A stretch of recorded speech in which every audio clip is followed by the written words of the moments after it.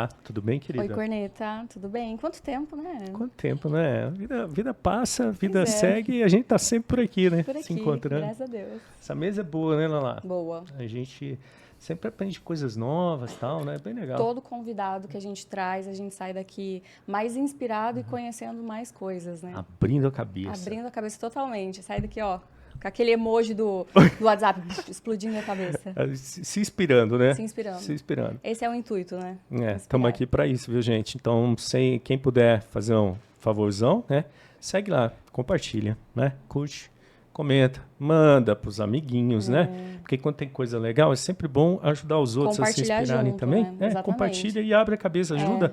Às vezes você vê uma coisa lá que está sendo falada, puxa, aquilo é bacana para ajudar a pessoa a estar passando algo. Né? Adiante. Né? Corrente do bem. Meu amigo, você que está ouvindo a gente, você já faz parte dessa corrente, então pode ajudar aí, dando uma mãozinha que é só, manda para frente. Só enviar. Só vai. E por falar aí, a gente está passando um momento muito complicado, né? Que a gente Aqui no precisa Brasil, entender né? um pouco mais sobre isso, né, Lala? Sim, com certeza. Essa última semana, né, eu acho que todo mundo já viu tudo que está acontecendo no Rio Grande do Sul. Isso faz com que a gente repense tantas coisas na nossa vida, Sim. mas ao mesmo tempo deixa a gente meio perdido, né? Parece que as pessoas abalam bastante a Como fé, lidar, a né? espiritualidade, como lidar com isso tudo. Então, acho que o intuito hoje no podcast é a gente falar sobre isso, né? Sim, eu acho que tem uma coisa interessante, né? A gente fica imaginando assim, tá, tudo bem, nós estamos vendo agora uma coisa que tem um ponto específico, né? Que é o Rio Grande do Sul, Sim. né? Uma catástrofe que está afetando e abalando um estado, né? As pessoas, às vezes, a gente está vendo pela televisão, parece lá um pouco de inundação, ninguém, quem não vai olhar direito não entende, né? Aquilo afeta, acho que, se eu não me engano, 90% do estado. Sim. Né? Então, assim, é um impacto muito grande em termos de vidas, de estruturas, cidades, né? Tem cidade do tamanho de municípios Londrina, como quase, Londrina, né? debaixo d'água, né? Pobre, rico, né? Cidades ali que já tinham sido Passado por reconstruídas isso recente, às vezes, 6 meses atrás, aí passou de novo, aí voltou a passar agora de novo, passando pela mesma situação. Como, né? Se fortalecer para sair disso tudo, né? E assim, com medo, ansiedade desgramada da próxima chuva. Exatamente, que ainda está chovendo, que ainda no está caso. Chovendo, né? Mas nós passamos e vivemos uma que o planeta inteiro viveu recentemente, né? Que foi a pandemia. A pandemia, não foi? exatamente. E que também foi muito difícil das pessoas entenderem e saberem como lidar. Né? Eu vejo muito isso. Né? Acho que assim, a gente precisa entender um pouco melhor sobre isso. Como se preparar emocionalmente, porque os nossos amigos hoje lá do Rio Grande do Sul estão precisando muito do nosso coração, Sim. Né? Das nossas orações e também da nossa força de ação. De mesmo, ação, né? fazer Porque alguma a coisa gente quando pode, fazer, né? trabalhar, né? Essa coisa positiva, O doar, mas né? de física, vamos dizer assim, material, né? A gente está precisando. Sim, sem dúvida. Mas eu acho que tudo começa lá no emocional, né? E antes do emocional está lá o espiritual, né? Acho que faz muito sentido quem nós trouxemos aqui hoje, não faz? Lala? Faz total sentido, Corneta. Quem nós trouxemos? Hoje veio para a gente o pastor Roberto Braz. Seja bem-vindo. Bem-vindo. Obrigada meu. pelo aceitar o nosso convite para bater um papo com a gente hoje. Bacana. Alegria poder estar aqui com vocês no Inspira Pod. Privilégio poder trocar ideias aqui. Sim. Estou à disposição, já estou ficando inspirado aqui por esse rádio sempre que estou vendo aqui. Ó. Um rádio real, né, Corneta? Pois é, esse rádio tem história, hein, pastor? Imagino que tenha. História, tem. Eu também, na minha infância, no meu quarto, tinha um rádio desse em cima do guarda-roupa. Sim. E às vezes à noite eu levantava, escondido da minha mãe, colocava o ouvido no radinho sempre para ouvir futebol ou notícias. Que legal. Então, o ambiente está feito. Tá aqui familiar, pra deixar né? em casa. Tá familiar. Realmente Fica à em casa, vontade. em casa. Obrigado pelo privilégio. Estamos à disposição. Estou à disposição. Escuta, mas você não é daqui de Londrina, né? De Londrina, de Arapongas e tal. Conta para mim um pouquinho quem que é o pastor Roberto Braz. Quem é o Roberto Braz? Conta pra gente um pouquinho essa história aí, para Eu ambientar sou pastor todo mundo que tá lá. presbiteriano renovado, né? Legal. Estou em Arapongas há 32 anos. Eu cheguei em Arapongas em dezembro de 1992. Nossa. Lá estou. Apesar de ter feito faculdade teológica em Cianorte, Sim. mas vim para cá em 1992 em definitivo, Mas fiquei frequentando essa região aqui enquanto seminarista. Eu morava em tempo integral no seminário. E já no ano de 1990, eu fui convidado para vir a Arapongas para fazer um trabalho com os jovens no fim de semana e fui ficando por ali. Era convidado frequentemente. Quando terminei o curso de teologia, o bacharel em teologia, eu fui convidado pelo conselho para ser pastor em Arapongas. Estou lá até hoje. Que legal. Eu tô vendo aqui, a gente tem esposa Hoje a bem. gente trouxe até uma plateia, ele trouxe, né? Até uma plateia aqui. Teve gente da família que cresceu em Arapongas, né? Porque, pô, 30 anos... 32. Meus filhos nasceram lá. Lá. Tenho 3 filhos. Larissa, mais velha, que vive na América, na Flórida. Sim. O Samuel e o Gabriel, que vivem comigo, ainda estão solteiros. Já estou orando para eles saírem de casa. Então... Brincando, eles me ajudam muito. Um deles já é pastor, o outro faz psicologia aqui em Londrina. Ah, que legal. E na Unopar, né? O Samuel, aluno aqui de psicologia, também fez teologia. O Gabriel já fez teologia e já foi consagrado a pastor. Sim. E continua estudando, inclusive na Unifil aqui. Estamos aí, servindo o povo. Que bacana. E aprendendo muito com o paranaense. Já virei paranaense, já sou cidadão araponguense. Imagina, né? Já tem tantos anos, né? Pois a gente já estava aqui já falando dos points de Arapongas, para onde que a gente vai comer, né? A gente estava falando da padaria aqui. Muito bom. Vários lugares legais lá em Arapongas. Tem uns lugares lá para comer uma torta de maçã lá. É, muito bom. Quando você for lá, não perde não, é que bolo, né? Que bolo, né? Que bolo. Muito bom. Rua Flamingos. Vou lá. Torta de maçã, os bolinhos de bacalhau lá, fantástico. Muito bacana. Ô, pastor, e para começar, quando a gente passa por uma situação de tragédia, de perda, acho que o primeiro pensamento é: mas onde está Deus? Por que comigo? Como que Deus deixou que isso acontecesse comigo? Deus me abandonou. A nossa fé fica muito abalada em situações como essas, né? Quando a gente passa por situações muito difíceis assim. Como que a gente pode fazer para não perder a nossa fé em Deus em circunstâncias assim como essa, por exemplo, ou outras, né? É uma pergunta bem complexa, porque o ser humano tem mania de ver o mundo, o seu mundo. Sim. Então, às vezes, a gente tem essa visão muito ensimesmada, né, do mundo que a gente tem em volta. É sempre bom a gente viver a vida tendo uma perspectiva mais geral do mundo, do universo onde a gente vive. Mas, infelizmente, grande parte das pessoas vivem esse mundo pequeno. E quando chega uma situação dessa, para qual ou para as quais a gente nunca está preparado, quem está preparado para o que aconteceu no Rio Grande do Sul? Muito embora a gente tenha que perceber que isso é uma coisa, digamos assim, comum, né? Se você for olhar, na nossa era, nós já tivemos muitas dessas. Ontem, inclusive, eu falava sobre o furacão Katrina, que atingiu a Flórida, Louisiana, especialmente New Orleans. Uma região. Devastou. Os diques foram superados pelas águas e invadiu a cidade, que é uma cidade maravilhosa, musical, teatral, né? Sim. Muita arte ali, e aquilo prejudicou. O prejuízo com o furacão Katrina, para você ter uma ideia, foi de mais de 125 bilhões de dólares. Nossa. Isso foi em 2005. Em 2010 nós tivemos o terremoto no Haiti. Mais de 300 mil pessoas mortas. Nossa. Eu tenho amigos que trabalham lá até hoje, né? Criando creches, escolas, tentando ajudar a população. Imagina só, um cidadão, uma pessoa iletrada, digamos assim, com poucos estudos, vivendo uma realidade dessa. Vai acontecer o que você disse. Por que comigo? Por que nós? E aí que entra o valor da cosmovisão. Então, o ser humano precisa trabalhar nessa questão da a visão de mundo que a pessoa tem vai determinar a sua saída ou não desse tipo de trauma, para poder como continuar ela vai a lidar vida. com aquilo, né? É o que a gente pensa sobre o Rio Grande do Sul, né? Imagina, 480 municípios, 485 municípios, eu acho que tem lá, mais de 400 municípios atingidos, e alguns com maior gravidade, mas o estado todo está atingido. Essas pessoas que estão vivendo isso e que perderam tudo, o que vai ser da vida delas? É o que você disse, a próxima chuva, o que vai acontecer? Exato. Então isso precisa ser trabalhado e eu diria que agora é a hora da psicologia, da psicanálise e especialmente da espiritualidade.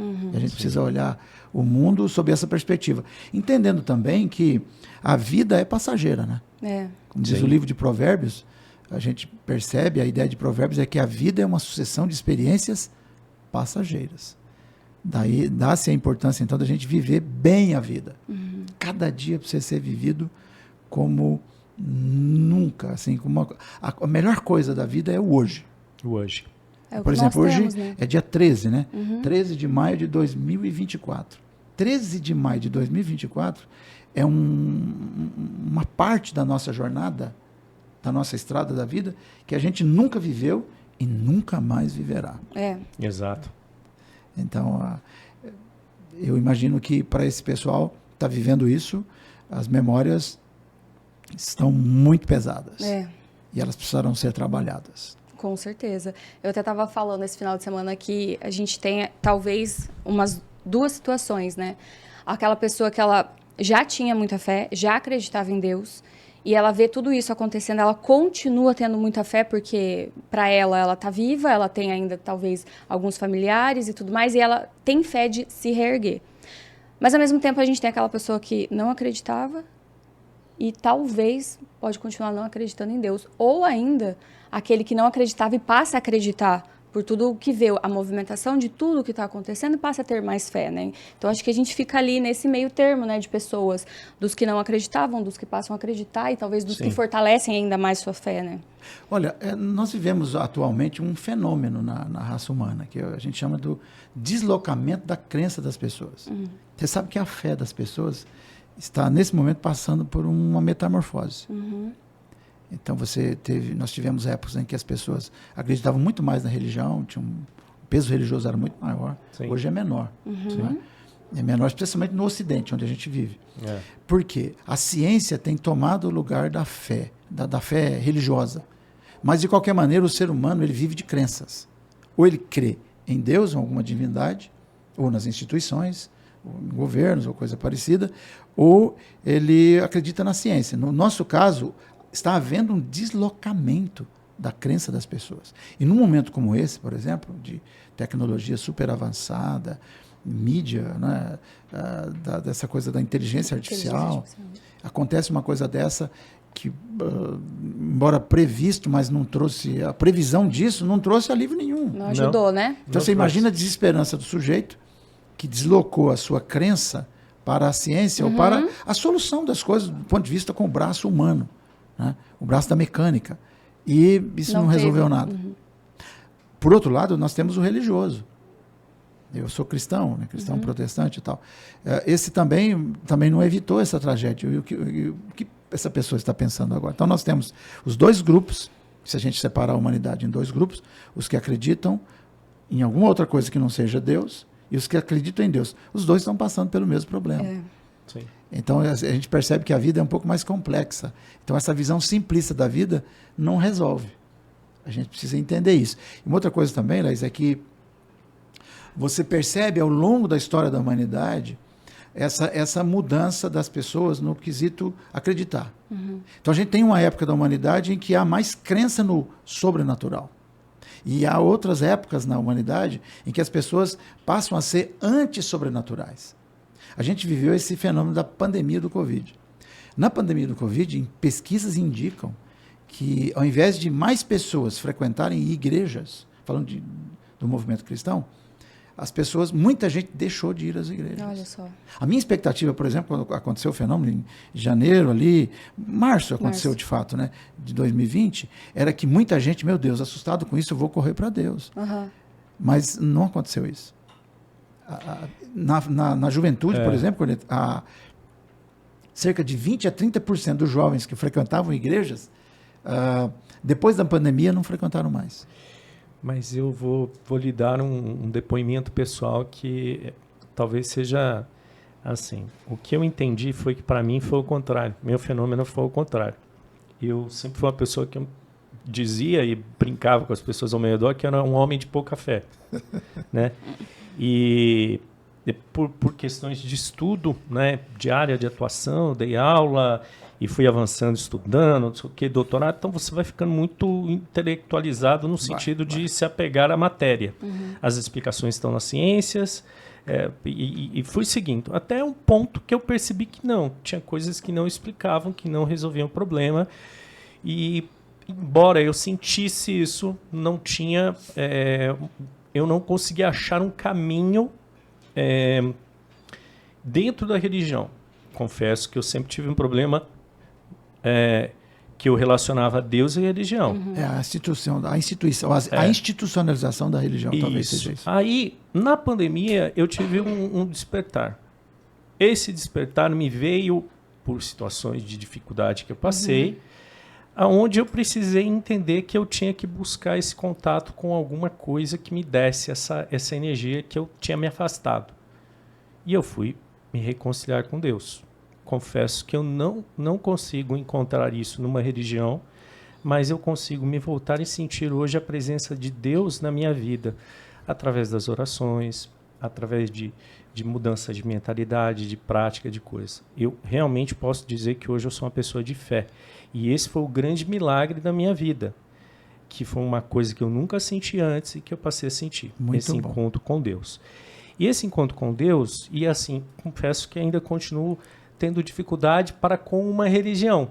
Eu não consigo me encontrar dentro de uma religião e explicar, mas eu consigo sentir a plenitude de Deus em vários momentos dentro de religião, podendo conversar contigo, que vem de uma religião onde tem um dogma aqui, conversar comigo e eu ver em você Deus, né? Eu ver em você, nas suas palavras, no que você está falando, na sua forma de expressar a sua espiritualidade, eu também sinto isso. Sim. Mas eu sinto que, por exemplo, para mim, aquele momento foi um momento de entender, temos mais do que só matéria. A matéria não dá conta de tudo.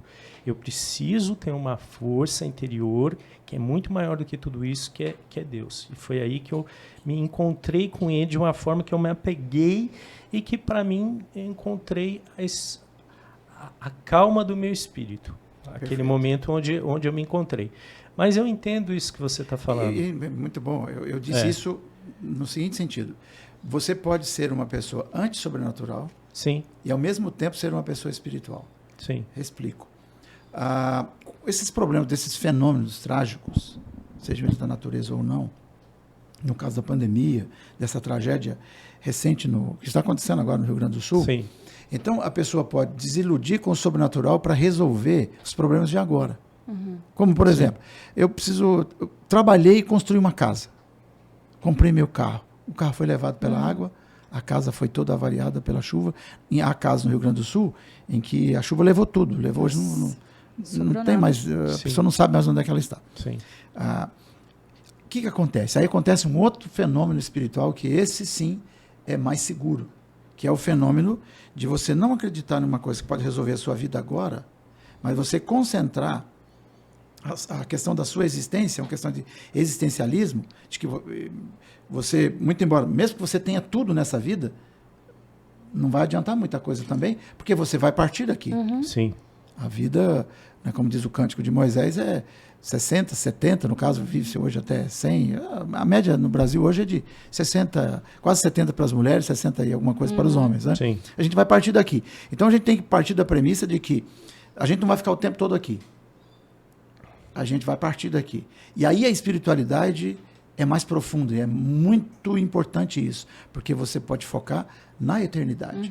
Porque você é um ser, como você percebeu, na pandemia, mais do que apenas esse viver para comer, beber, dormir, comprar, estudar, trabalhar. Exato. Aí a espiritualidade, é isso que eu estou querendo dizer, que a gente vive esse fenômeno do deslocamento da crença das pessoas, mas isso não resolve esse deslocamento de acreditar na ciência, a ciência precisa ser valorizada, supervalorizada, mas ela não é tudo. Sim. Então, o que a gente precisa entender é que a espiritualidade precisa ser uma coisa do ser e não do ter. Exatamente. Porque o que eu vejo é que, para mim, também eu encontro uma ideia aí, que é assim, tem muita gente que tem uma fé que é uma fé... É aquela fé negociada, vamos dizer assim. Eu vou ganhar coisas... Barganha. Barganhada. Eu vou ganhar coisas e, portanto, eu vou ter fé. Se eu paro de ter coisas, eu paro de ter fé. Ou eu mudo até a religião. Sabe aquele negócio?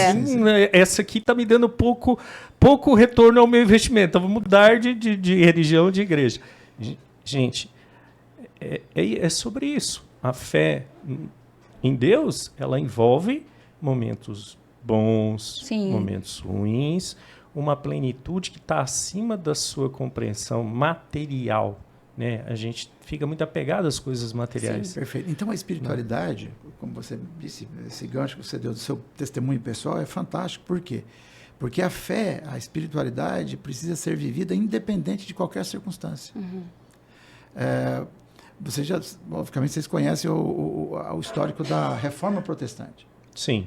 A Reforma Protestante aconteceu num contexto em que a igreja existia e comandava o mundo, praticamente, o mundo ocidental, mas havia muita corrupção, muita imoralidade, essa coisa toda, e a igreja também era abusiva para com as pessoas. Isso gerou um descontentamento, né? E, paralelamente a isso, o que estava acontecendo? Pandemias, epidemias terríveis na Europa, por exemplo, onde milhões de pessoas foram ceifadas. As cidades, a gente está falando da tragédia do Rio Grande do Sul e da pandemia do Covid, naquela época, com a peste negra, por exemplo, morreram milhões de pessoas. Nossa, muita gente, né?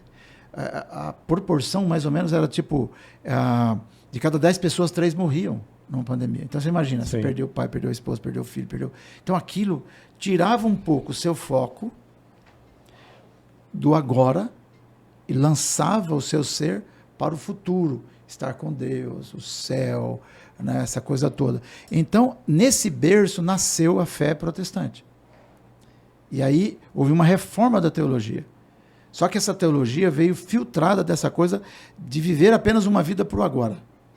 Então as pessoas, ao invés de elas estarem concentradas em comprar, vender, ter um carro, ter uma casa, acumular bens, as pessoas tinham uma espiritualidade. Os reformadores trabalharam uma teologia para que as pessoas pensassem na espiritualidade como uma âncora para o ser, que está além do ter e necessariamente além da vivência enquanto ser humano aqui na Terra.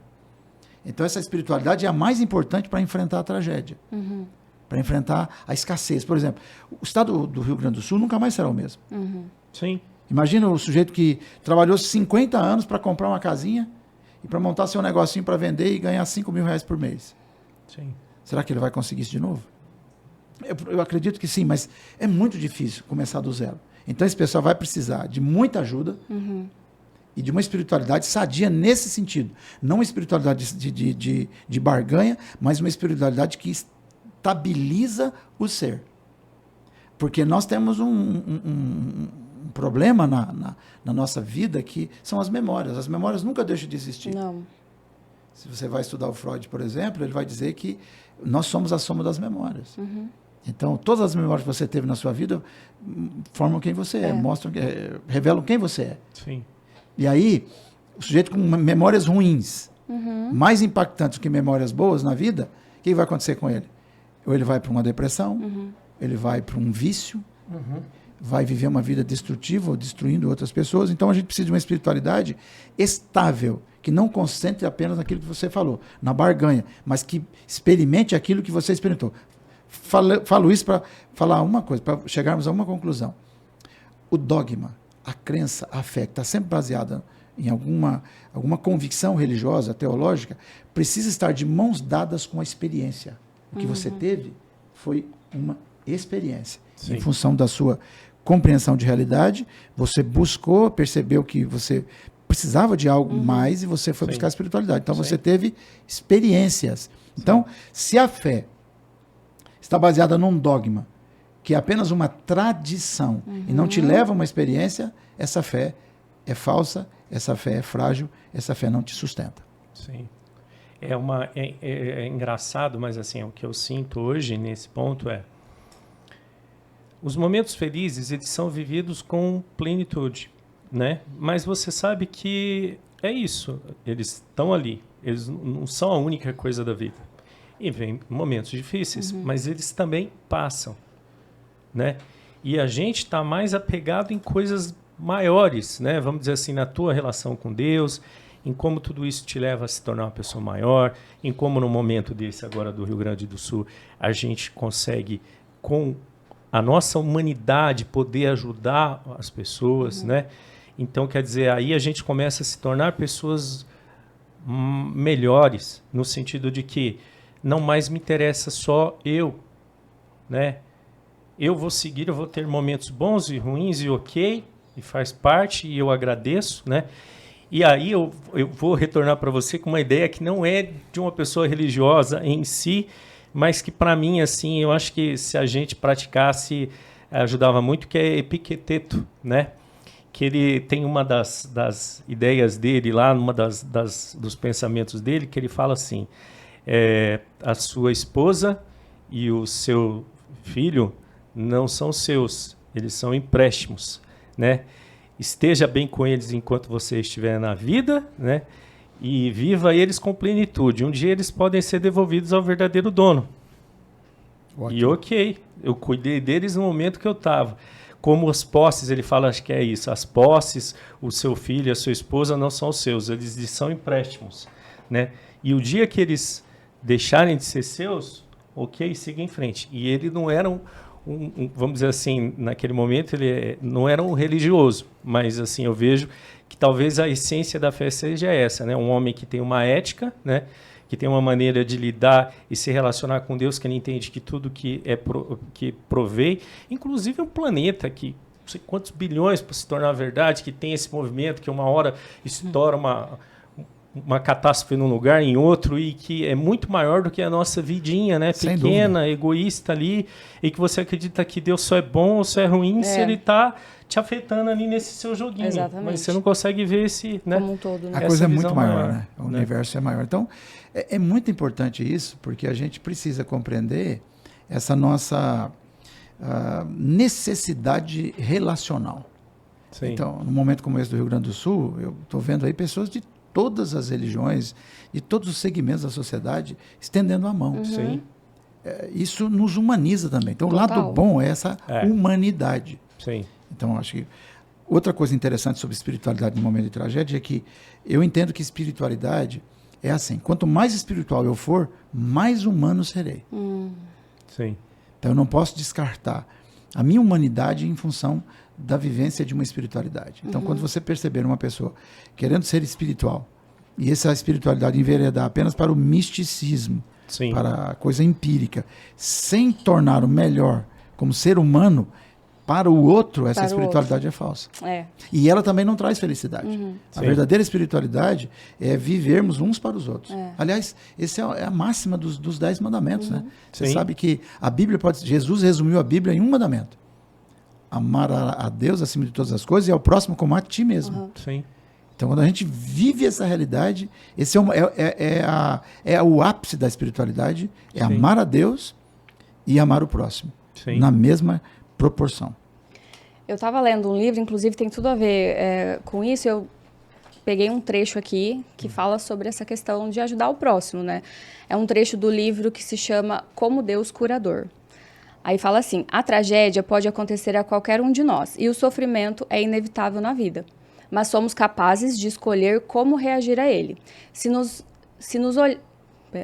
nos olharmos no isolamento que o trauma provoca, a gente corre o risco de nos tornarmos amargos e desesperançosos. Mas se na hora da necessidade a gente estender a mão ao outro, descobrimos que tanto ele ganha força para sobreviver, como também nós crescemos como seres humanos. Muito bom. Você sabe que quando Jesus falou a primeira vez a palavra igreja, foi no Evangelho de Mateus, no capítulo 16, isso vai até o capítulo 18 do Evangelho de Mateus. Quando ele fala igreja, a palavra igreja, no grego é a palavra eclésia. Então, eclésia é quando 2 ou 3 pessoas se juntam e confessam Deus, e confessam a sua espiritualidade, praticam sua espiritualidade. E aí, quando Jesus fala sobre isso, ele diz que contra a eclésia, as portas do inferno não prevalecerão. Então, a gente só é, de fato, espiritualmente sadio, do ponto de vista do cristianismo, quando nós estamos juntos. Seja para celebrar, seja para enfrentar o problema, seja para construir. Daí a questão do casamento, por exemplo, da união de um homem e uma mulher, que é necessariamente o casamento. Então a gente precisa entender que nós somos fortes como pessoas e espiritualmente quando nós juntos praticamos a fé em Deus. E nada pode resistir quando uma comunidade, ou quando uma família, ou quando pessoas se unem para adorar a Deus, para buscar a Deus, enfim, adorar a Deus no sentido de viver a vida, porque adorar a Deus é você ajudar o próximo, o apóstolo São Tiago disse isso, né? Que a religião perfeita qual é?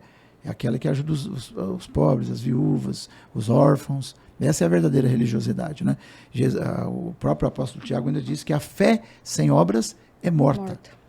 Agora, o mais gostoso da fé cristã, na minha opinião, é que quanto mais você pratica a fé dentro dos princípios ensinados por Jesus, mais feliz você se torna. Porque todos sabemos que a indústria que mais cresce no mundo qual é? A indústria do entretenimento. O homem é um ser que precisa se divertir, ele precisa ter prazer. Nós somos criados para isso, nós queremos isso. Agora, isso não é possível de forma planificada ou plena se a gente não estiver vivendo uma vida que envolva o bem do outro. Essa é a verdadeira ética da vida cristã ou da vida humana para a felicidade. Então, a felicidade está em você ajudar as pessoas, em viver para as pessoas. E quando você vive para as pessoas, você se torna uma pessoa feliz. Em qualquer circunstância, com muito ou com pouco, vivendo diante de uma tragédia ou dentro de um avião em perigo de queda. Essa é a vida, essa é a alegria da vida. Sim. E me ocorreu uma coisa aqui, enquanto você estava falando, que é o seguinte, que é assim. Também nos vem na cabeça que agora, num momento desse, a ajuda é só, vamos dizer assim, estão com problema na casa, estão com problemas materiais. Lógico, é aquilo que é mais visível, né? Mas feridas vão ficar, que são muito complexas, que são feridas que vêm a parte emocional, mental da pessoa, de como que ela vai lidar com aquilo que nós estamos falando, como que ele vai lidar com a próxima chuva, qual o gatilho que ele vai ter da próxima chuva, com o espírito dele, qual é a relação que ele vai ter com Deus em relação a mortes, a perdas e tudo mais, e como que isso vai fazer com que ele fique com o coração limpo e pleno, né? E a gente tem que entender que nós aqui vamos ter que ajudar os nossos irmãos lá do Rio Grande do Sul a também trabalhar isso, porque se eu não me engano foi você que falou antes da gente conversar, né, do número de que é um estado que tem mais pessoas deprimidas. Parece que a gente não tem um número exato, mas parece que o Rio Grande do Sul, no ranking do Brasil, o índice depressivo é o lugar que mais ou tem. seja, já há uma tendência talvez populacional a ter um enfrentamento de uma situação dessa mais complexo no sentido da plenitude dele de espírito, de ser psicológico, tal, emocional. Não, sem dúvida. É o que eu estava dizendo. Eu falei sobre a questão da eclésia, deixa eu concluir. Sim. Então, quando Jesus fala que eclésia é quando 2 ou 3 pessoas reúnem-se no nome dele, Sim. E esse evento, ou esse evento, potencializa a vida. Olha que interessante, quer dizer, legal. O poder para viver melhor está em a gente estar unido uns com os outros e com Deus, na espiritualidade, com Jesus no caso. Agora, falando sobre essa questão da depressão, isso é muito interessante, porque a depressão é fruto de uma fixação de experiências ruins que a pessoa viveu e ela fixa naquilo e não sai daquilo e acaba vivendo essa coisa. Agora, hoje em dia, o índice de depressão é muito alto, ressalvando as questões somáticas, as questões de patologia mesmo, né? Sim. A gente precisa entender que o índice de individualidade, ou de individualismo hoje no mundo é muito grande. Muito grande. E o individualismo, ele nos obriga a ter uma vida de performance maior do que a gente precisa. Sabe aquela coisa de eu comprar uma roupa, um carro, para impressionar quem eu não conheço, que nem está interessado que eu nem gosto em me conhecer, ou em saber se eu tenho ou não tenho. É verdade. Aí quando eu não consigo essas coisas, sejam qual for o meu ideário, a minha ideia, o meu sonho, eu me frustro. Sim. E aí eu vivo uma vida aquém do que eu gostaria, do que eu idealizei, e isso me leva para o campo da depressão, do desânimo, e essa fixação leva à depressão, e a depressão hoje é uma doença grave e importante, né? Tratável, seja nos divãs ou na medicina. Tanto que além do suporte espiritual, a pessoa precisa, em situações como essa, de um suporte psicológico mesmo, né? De uma ajuda profissional, né? Eu acho que a espiritualidade e a psicologia, nesses casos, andam muito juntas, né? Recomendo. Seja para o divã do psicólogo, do psicanalista, ou no caso do aconselhamento cristão, aconselhamento, né? Hoje nós temos fontes aí muito boas para isso, para ajudar a pessoa a sair dessa situação. E os gaúchos vão precisar muito. Sim. Sim. Muito, né? Demais. Você sabe que outro dia aconteceu um fato triste no Brasil, né? A Gol transportando um cachorrinho e o cachorro eu vi. não trataram devidamente e o cachorro morreu, né? Então, a minha esposa é psicóloga, por exemplo, eu vou contar um caso de paciente dela, não vou contar o nome, mas a paciente foi para o divã e a grande preocupação e o grande problema dela, certamente já é uma pessoa já em estado de depressão, era essa questão. Ela foi para o divã naquele dia porque ela estava desesperada porque o cachorro morreu.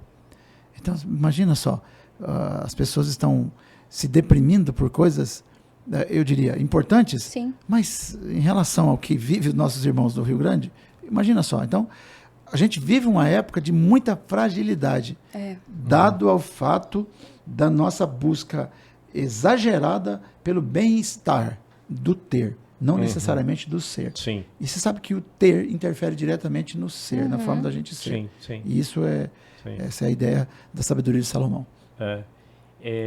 Me ocorreu uma outra coisa também que eu acho que é importante. Assim, vamos imaginar, a gente precisa de ter uma ideia muito clara. Às vezes eu acho que as pessoas confundem um pouco, que é assim, tem gente que fica muito tocada numa hora dessa. Fica. E esse tocado é aquele negócio, temos que ser empáticos, né? Mas esse empático é aquele negócio, coitadinho, e aí assim, muita dor, muita comoção, mas parece que aquilo paralisa a pessoa, né? Ou parece que fica uma coisa assim de vamos endeusar a comoção. E às vezes o jeito que eu percebo que talvez é mais interessante, mais prático agora para os nossos amigos, nós com uma força espiritual, com força física, ação, trabalho, né? E estarmos bem, podemos ajudá-los, né? Mas eu vejo que do outro lado também nós temos um problema. Por que tanta gente se comove, se paralisa e não consegue reagir? Isso é uma coisa que não é só agora, mas que eu vi durante a pandemia também, as pessoas parecem que travam. Ela morre antes da morte acontecer, né? E como nós podemos trabalhar isso como pessoas e como indivíduos para melhorar isso? Termos força espiritual, temos empatia, mas não sermos tão abalados, né? Sensíveis e abalados. Eu não sei como que a gente pode entender isso. Não sei se você entendeu a ideia. Entendi, perfeitamente. Tá. Para mitigar isso, para viver sem problema, a gente nunca vai viver. Mas para mitigar isso, eu vou falar sobre duas palavras importantes para a vida: identidade e destino. Então, eu preciso ter noção de quem eu sou. Identidade. Quem sou? Quando você tem problema na sua identidade, você não sabe quem você é, você pode ser levado por qualquer coisa. Sim. Destino. Para que eu sirvo? O que eu vim fazer nesse mundo? O que eu estou fazendo aqui? Então, identidade e destino definem a vida, se ela vai ser boa ou não. Então, quando você tem uma identidade firme, você sabe quem você é, né? E para isso você precisa ter sido trabalhado, você precisa pensar. Eu falei no início sobre cosmovisão, precisa ter uma cosmovisão ajustada em relação à vida, o mundo, né? E a questão do destino é a coisa mais importante, do propósito. Qual é o meu propósito? Eu preciso entender por que eu vivo, o que eu estou fazendo aqui, né?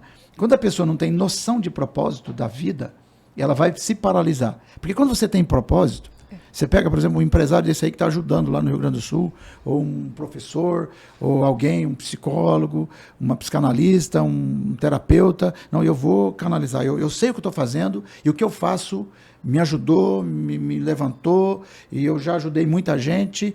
Então, a minha vida proposital pode contribuir para mudar a vida de outrem, porque mudou a minha. Agora, quando você não tem uma identidade boa e uma vida com noção de destino clara, você vai ficar perdido nesse mundo e você vai ser levado por qualquer vento, por qualquer onda. Serve, né? Então, identidade e propósito são duas coisas fundamentais para você. Num momento como esse, você vai usar desses insights, dessa sua visão de vida, que é transformador e foi para você primeiramente, você vai usar isso para ajudar outras pessoas e você vai ser impactado. E aí sim, a empatia tem sentido. Porque empatia sem sentido é patologia, é patológico. Quando eu sou empático, uma causa, eu adoeço por causa daquilo, mas ao invés de eu estar reagindo para ajudar quem está sofrendo, aquilo está me fazendo também ficar mais doente ainda. Né? Sim. Me paralisei. Sim. É medo, né? É um fenômeno do medo. Eu brinco, eu tenho uma metáfora na minha cabeça para essa situação. O que é? Me vem sempre a figura de alguém morrendo afogado e alguém tentando salvar. Se a pessoa que está do outro lado sabe salvar, ela não vai dar a cabeça dela para o outro, porque ela sabe que ela vai ser arrastada e morre os dois. Para você salvar, você tem que, às vezes, catar o cara e catar ele para um jeito que ele não consegue falar. É uma atitude até meio bruta. É uma questão técnica, né? É uma questão técnica, mas eu vou salvar ele. Não me interessa se você vai gostar de mim ou não. Eu não estou preocupado comigo. Eu estou preocupado em salvar ele, mas para salvar ele eu tenho que estar vivo. Né? Então, é isso, né? Eu acho que, assim, eu vejo de forma prática a fé.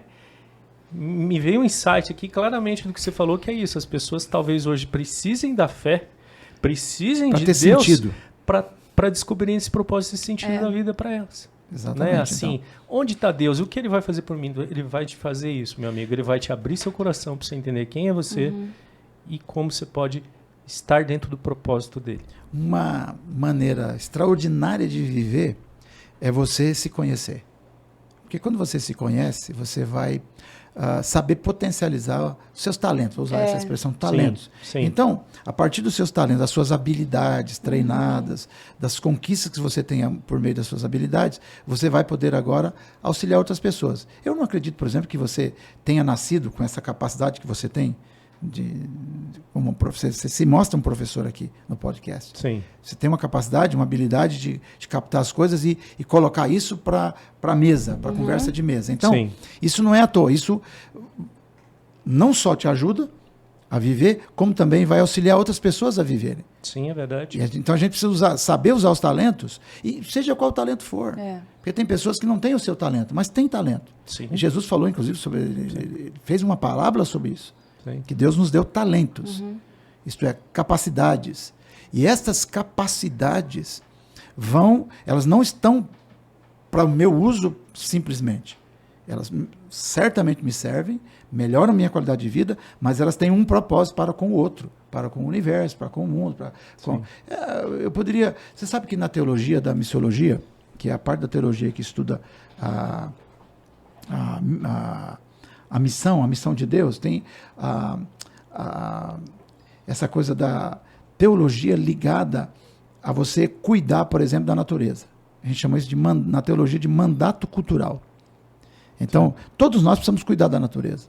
Isso teria que ser uma coisa natural para todo mundo. Porque a gente está cuidando do nosso próprio bem-estar. Então, eu preciso usar minhas capacidades, minhas habilidades, meus conhecimentos para cuidar das pessoas e do mundo onde eu vivo. Você já imaginou se todo mundo pensasse assim? Mas, infelizmente, nós temos agora no Rio Grande do Sul quadrilhas formadas para assaltar, para furtar.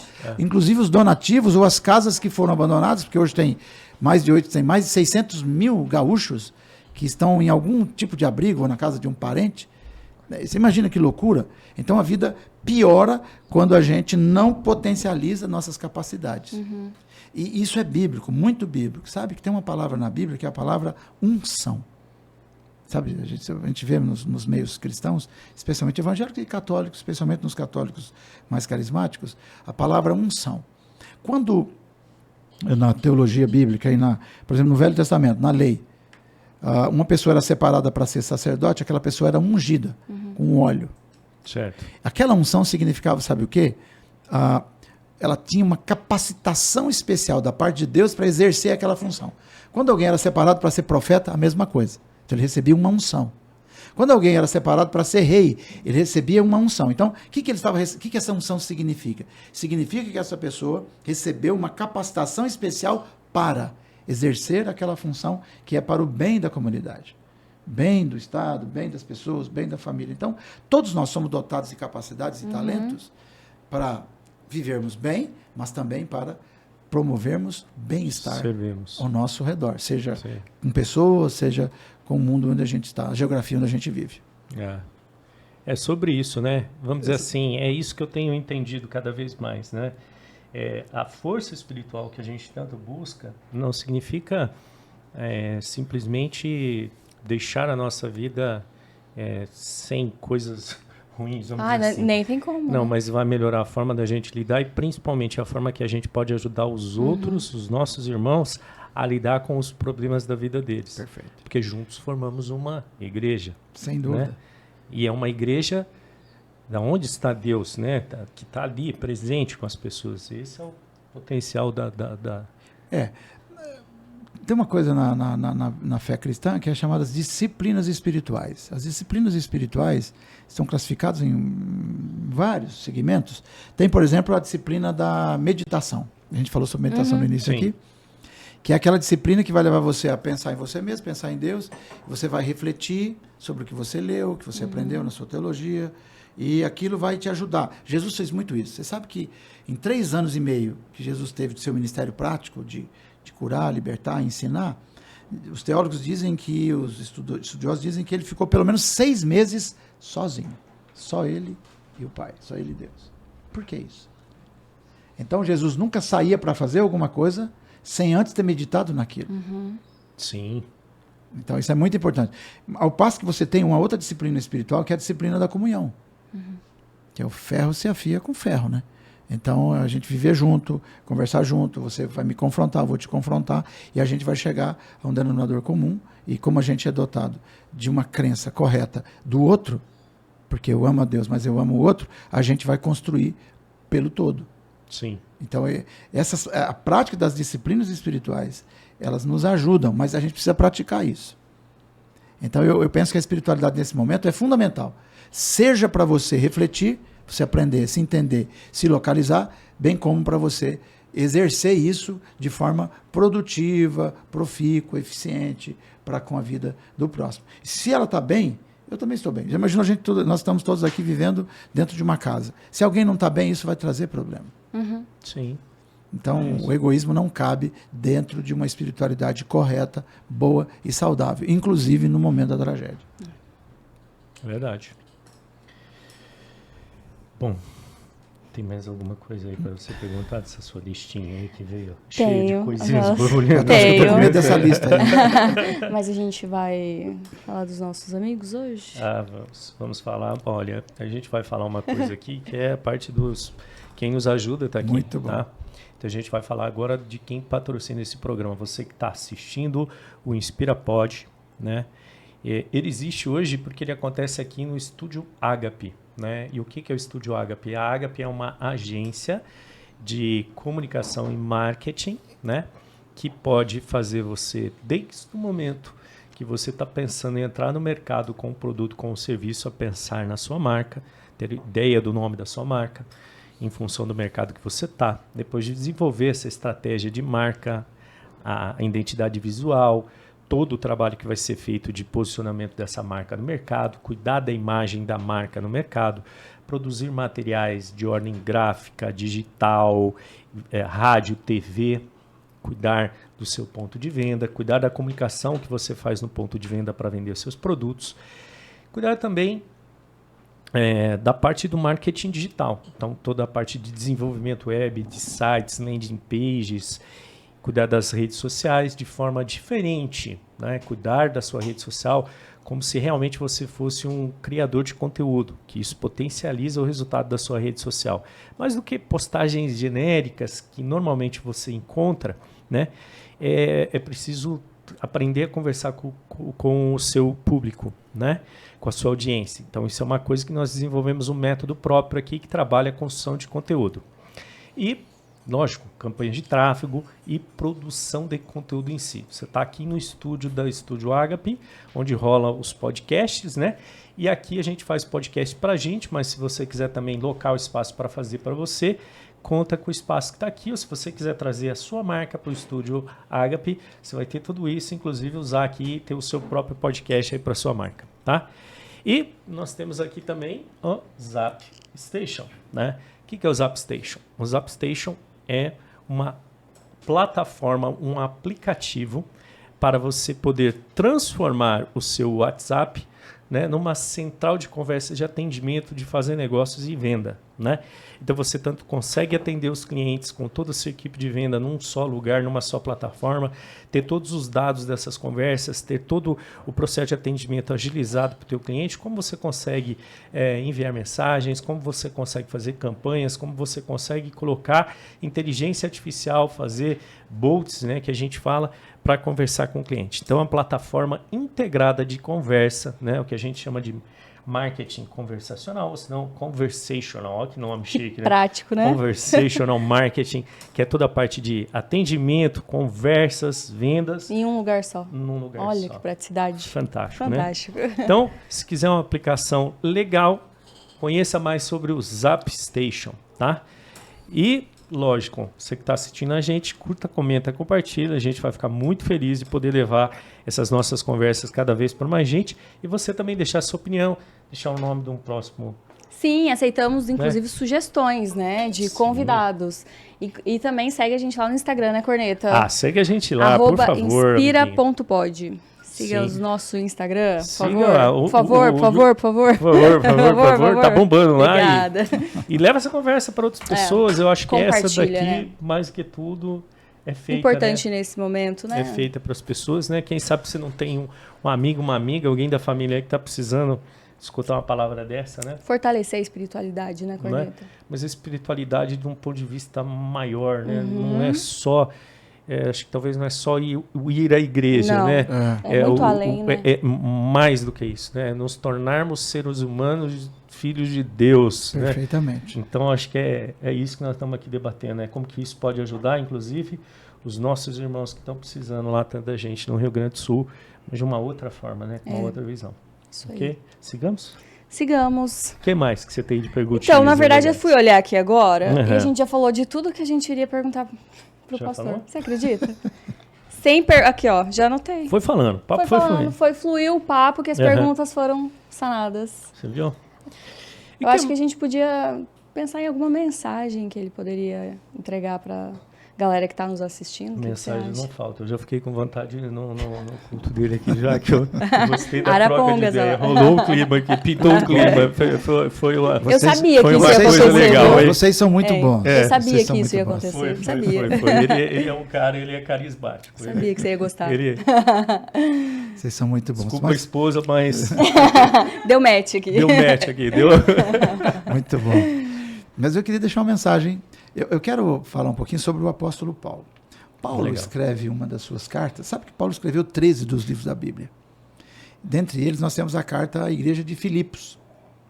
Quando ele escreveu essa carta, ele estava preso. Sim. Sob os cuidados do Império Romano. E aí, evidentemente que ele vivia num mundo caótico, né? A vida dele estava caótica, ele estava preso. Mas é interessante notar que Paulo, nesse clima de tensão, de prisão, de tortura, né, do Império Romano, ele escreve a sua carta mais feliz. Não é uma coisa incrível? No momento da tragédia, no momento da dificuldade, em que ele estava sob o domínio dos romanos, com aquela tensão de ser morto ou não pelo imperador, e etc. Aí ele diz o seguinte, ele diz, olha, que finalmente, irmãos, tudo que for verdadeiro nessa hora da tragédia, da dificuldade, nisso pensai. Tudo que for verdadeiro. Então, fake news não. A gente tem que pensar em coisa que é verdade. Esse é o momento da verdade, o momento da realidade, não é o momento de fantasias.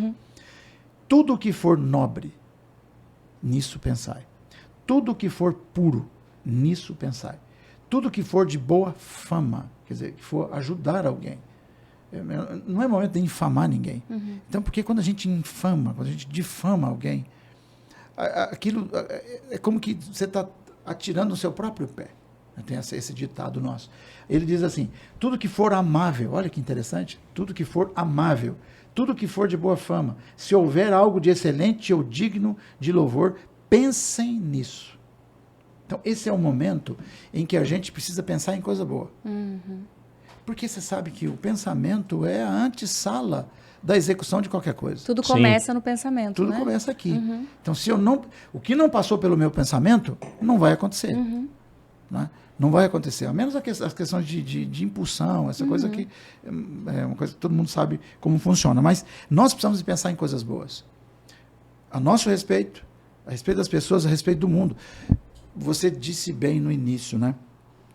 como vai ficar a vida dessa pessoa que viveu 30 anos à beira do rio Guaíba, morando numa daquelas cidades ali, um lugar maravilhoso, sensacional, e de repente, 30 anos a fio. A Sim. vida que seguiu, se criou, foi educado, casou, tem filhos e tal. De repente acontece essa tragédia, ele perde tudo. É evidente que essa memória da tragédia vai ficar muito mais em evidência no subconsciente ou até no inconsciente do que com todas as outras coisas que aconteceram. É bom pensar que essa coisa pode nunca se repetir. E até acredito que nunca se repetirá. Por exemplo, um furacão Katrina, que aconteceu em 2005. 2005 nós estamos em 2024, já são 19 anos. Sim. Puxa vida, 19 anos de vida é muita vida, não é? Sim. Então, eu acho que as pessoas não precisam entrar em pânico, embora o pânico seja uma coisa quase que impossível de não tê-lo nesse momento, a gente precisa pensar que esses eventos são eventos esporádicos e a gente não pode pautar a vida nisso. A gente precisa pensar em viver aquilo que eu disse, um dia de cada vez. Jesus disse isso no Sermão do Monte. Basta a cada dia o seu mal. A gente não pode imaginar que todo dia vai ser ruim. Nem como também podemos imaginar que a gente nunca vai ter problema. Porque isso não é a realidade, isso é utopia. A gente não vive de utopias. Né? A utopia atrapalha ao invés de ajudar. Sonhar sim, ter utopia não. Então nós precisamos sermos utópicos não, né? Nesse sentido. Então a gente pode pensar no que é bom, fazer o que é bom, porque isso vai melhorar a vida. E outra coisa importantíssima, que eu já disse e vou repetir, você precisa viver cada dia. Aproveitar cada dia, onde você estiver. Porque às vezes a gente fica... Você sabe que tem muita gente que vive com excesso de futuro, né? Ansiedade. Aí é o caminho da depressão. Excesso de futuro. Tem gente que está presa no futuro.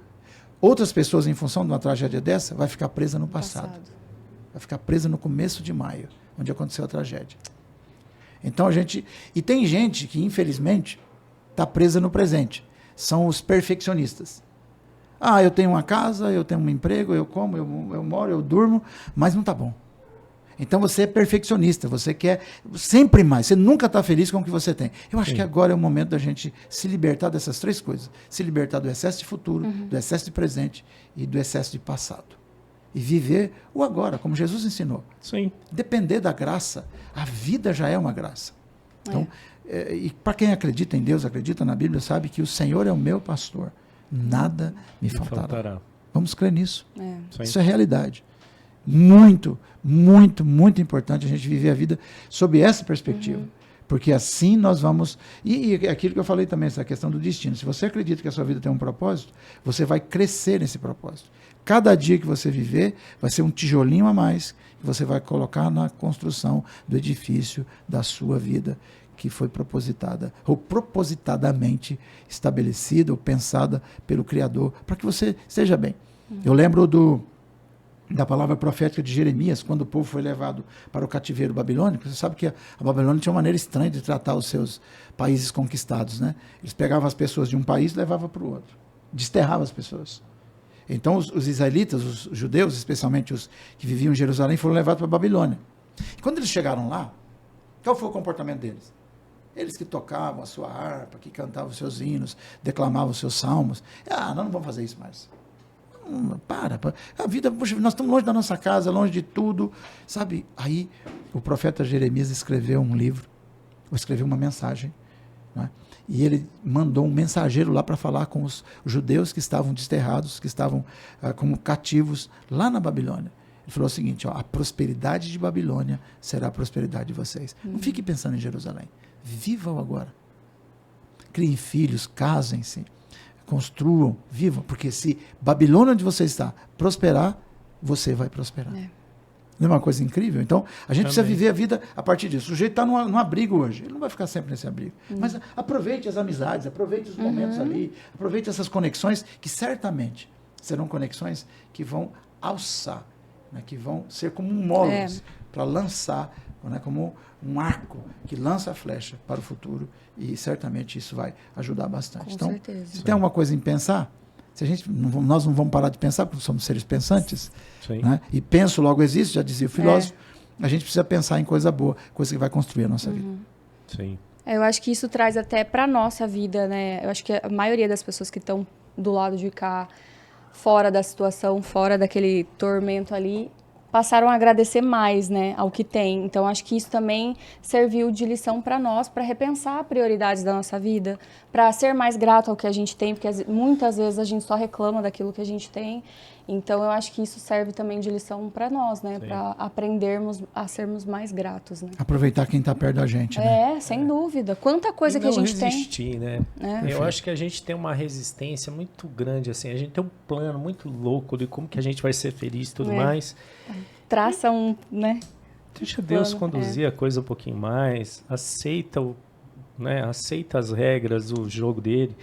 E eu acho que aí é um pouco da nossa adolescência espiritual. A gente é meio rebeldinho, isso né? que eu ia falar. Meu Deus, Eu quero do meu do meu jeito. Se não for do meu jeito, não tá legal, eu vou ficar rebelde. Eu vou brigar com Deus. Não, esse cara não tá me deixando do jeito que eu... Cara, ele fez o universo, né?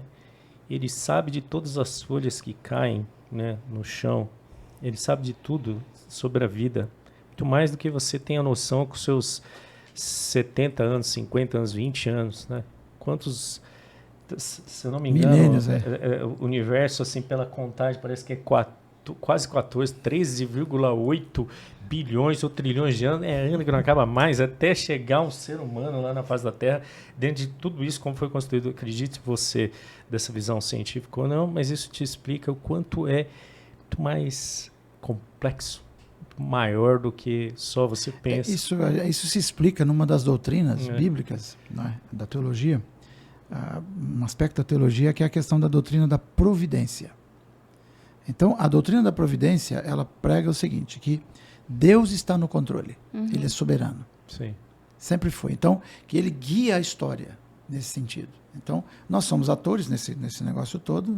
Nós temos nossas responsabilidades, e temos mesmo, porque se eu pegar esse café quente aqui e jogar na minha cabeça, ele vai me trazer prejuízo. Sim. Ao passo que se eu beber, vai ser bom. Vai ser legal. Então, mas Deus é o Deus que está governando todas as coisas. E Deus governa sempre, sempre a favor daquelas pessoas que têm fé e acreditam nele, né? Então, o próprio Jesus disse, se creres, verás a glória de Deus. Então, se você viver nesse prisma que você disse, você vai viver melhor cada dia. Você vai passar pelas intempéries da vida, e do mundo, do universo, mas você terá uma vida melhor. Então, a gente precisa acreditar num Deus soberano que tem governo sobre todas as coisas e que esse negócio não está aí sendo levado para lá e para cá sem governo. Não. O cristão acredita que Deus é um Deus previdente, é um Deus da providência. Então, essa é a doutrina da providência. Nada é acaso. Ele governa, nada é por acaso. Sim. Tem alguém que está governando sobre tudo e sobre todos. E claro que a gente precisa também, nesse contexto, de responsabilidade. Responsabilidade é bom.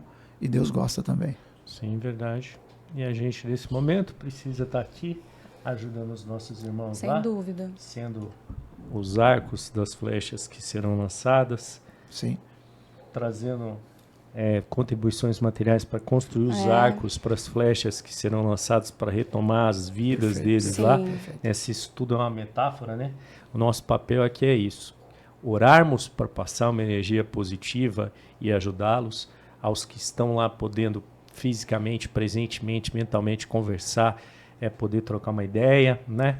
É isso que acho que a gente precisa de, talvez, escutar esse tipo de coisa que nós estamos falando aqui, né? Reagirmos de forma mais firme do ponto de vista espiritual, né? Porque talvez a nossa contribuição possa ser maior dessa forma.